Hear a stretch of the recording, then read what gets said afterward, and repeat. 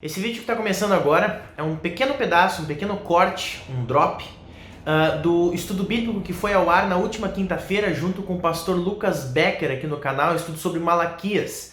Eu resolvi fazer esses drops, esses pequenos cortes, porque o estudo ele é muito comprido, ele tem 1h20, assim como outros vídeos são bem compridos aqui no canal. Então eu resolvi fazer esse quadro aqui, onde eu vou postar pequenos pedaços de 5 a 10 minutos do estudo ou do podcast que serão lançados, para que as pessoas que não quiserem assistir todo o estudo de 1h20 possam assistir esses pequenos pedaços e também aprender novas coisas, ter novas informações a respeito do texto bíblico ou da teologia, tá bom? Então fique com o vídeo.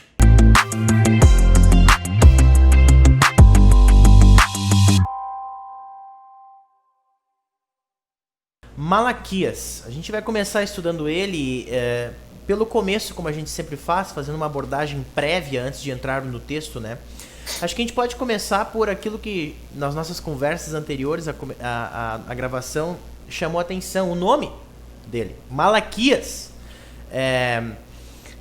Lucas, vou chamar de Becker, como a gente se chamava na faculdade, é melhor, né?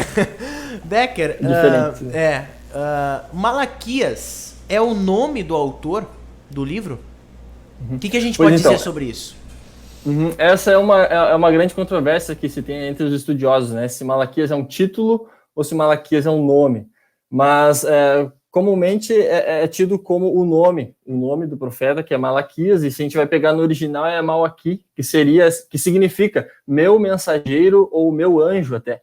E aí alguns tentaram identificar até mesmo como, pelo período dele, ter sido o próprio Esdras, que nós vamos ver aí na história. Mas, por fim, se chega à conclusão que não, que seria um contemporâneo, até mesmo um pouco depois de Esdras e Neemias, que vieram do exílio, né? Então, eu acho que isso já nos traz aí um baita contexto, no sentido de que Malaquias talvez não seja um dos primeiros livros que nós vamos ler, justamente, talvez por isso ele está no final do cânon que a gente tem, porque ele tem muito pressuposto, né? Ele tem uma história toda até chegar aqui numa volta de um exílio, né? Então, a gente tem muita coisa que é referenciada. Quer falar um pouco sobre isso, Jorge? Isso? Sim, eu acho importante isso que o pastor Lucas Becker lembra, né?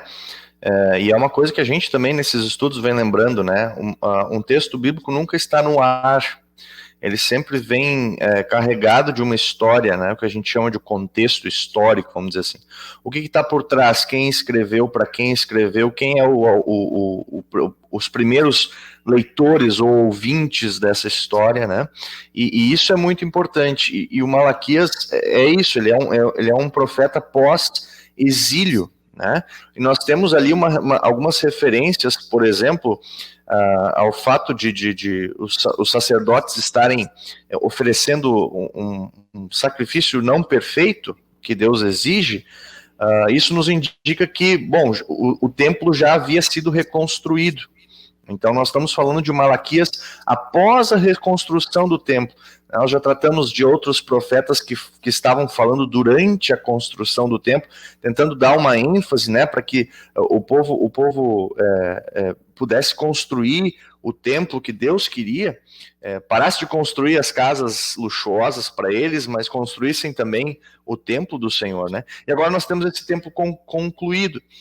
E o fato de o Malaquias tratar desses sacerdotes trazendo ou oferecendo sacrifícios não perfeitos, o fato disso, dos sacerdotes não estarem oferecendo o sacrifício mais puro, talvez seja devido a um tempo que já tenha passado desde a inauguração do templo.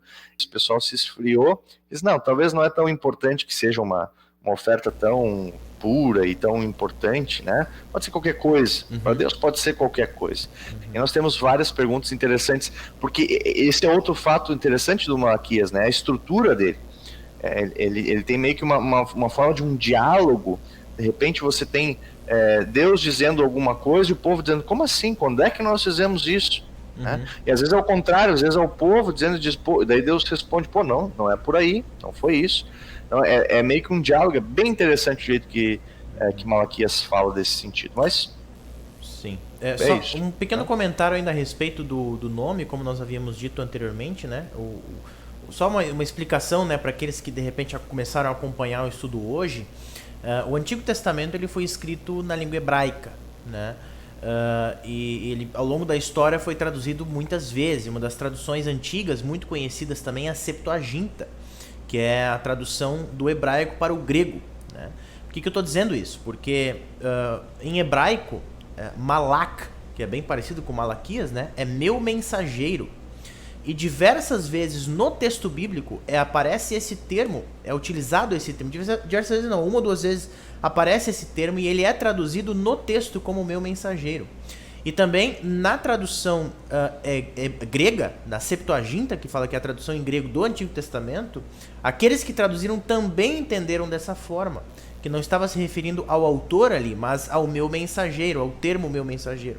Então, a controvérsia, como dita pelo pastor Lucas Becker, é exatamente essa. Não se tem a certeza de que o nome do autor seja Malaquias ou não. Mas no entendimento da mensagem dele, pouco interessa se é mesmo esse o nome dele, né? Mas é um dado interessante que se dá por causa da língua original. Aliás, aqui já se mostra...